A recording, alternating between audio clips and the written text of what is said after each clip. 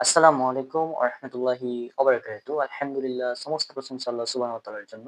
অতঃপর দুরূদ এবং সালাম বর্ষিত হোক আমাদের প্রিয় নবী রাসূলুল্লাহ সাল্লাল্লাহু আলাইহি ওয়াসাল্লামের প্রতি।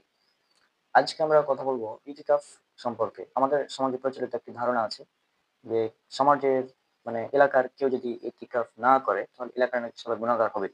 এই কথাটা কতটুকু সঠিক সেটা আমরা আজকে ভিডিওতে জেনে নেব ইনশাআল্লাহ। তো প্রথম কথা হচ্ছে ইতিকাফ এটা খুবই গুরুত্বপূর্ণ একটি ইবাদত। রাসূল সাল্লাল্লাহু আলাইহি ওয়াসাল্লাম প্রতি রমাজান মাসেই ইতিকাফ করতেন।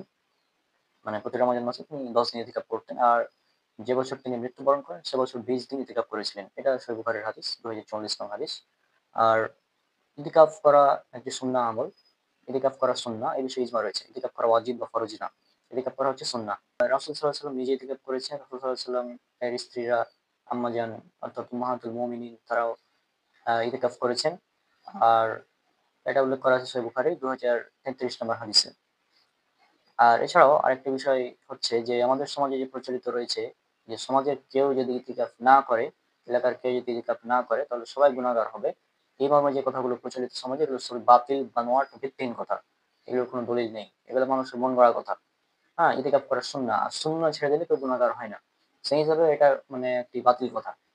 আর আমি এটা বলে গেলাম। এখন আপনি যদি মনে করেন যে কথাটা সঠিক যে এলাকার কেউ ইতিকাফ না করলে সবাই গুনাহগার হবে। এই কথাটা যদি সঠিক হয় তাহলে এর পক্ষে আপনি দলিল পেশ করবেন।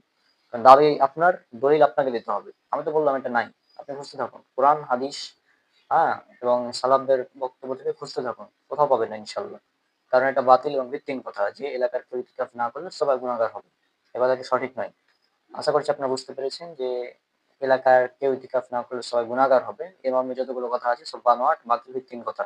তবে ইতিকাফ খুবই গুরুত্বপূর্ণ একটি সুন্নাহ। রাসূল সাল্লাল্লাহু আলাইহি ওয়াসাল্লাম প্রতি বছরই পালন করেছেন। হ্যাঁ? সেই হিসাবে এটা আমাদের পালন করা উচিত। এখন আপনি বলছেন যে রাসূল সাল্লাল্লাহু আলাইহি ওয়াসাল্লাম কোনদিনই ছাড়েননি, তো আমরা কেন ছাড়বো? এই গুরুত্ব বুঝাতে গিয়ে অনেকে এটাকে ফরজের কাছাকাছি নিয়ে চলে গেছে। তো রাসূল সাল্লাল্লাহু আলাইহি ওয়াসাল্লাম তো কখনো সোমবার এবং বৃহস্পতিবার রোজা ছাড়েননি। আপনি ছাড়েন কেন?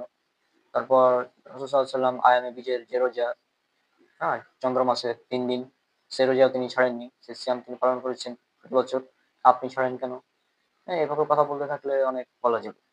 তো যাই হোক এই যে প্রচলিত একটি কথা রয়েছে যে সমাজের কেউ ইতিকাফ না করলে, এলাকার কেউ ইতিকাফ না করলে সবাই গুনাহগার হবে।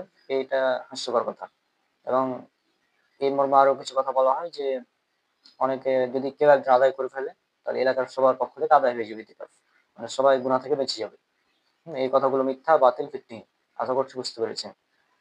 আজকে বিদায় নিচ্ছি। দেখা হবে ইনশাআল্লাহ পরবর্তীতে। আমার জন্য দোয়া করবেন। আসসালামু আলাইকুম ওয়া রাহমাতুল্লাহি ওয়া বারাকাতুহু।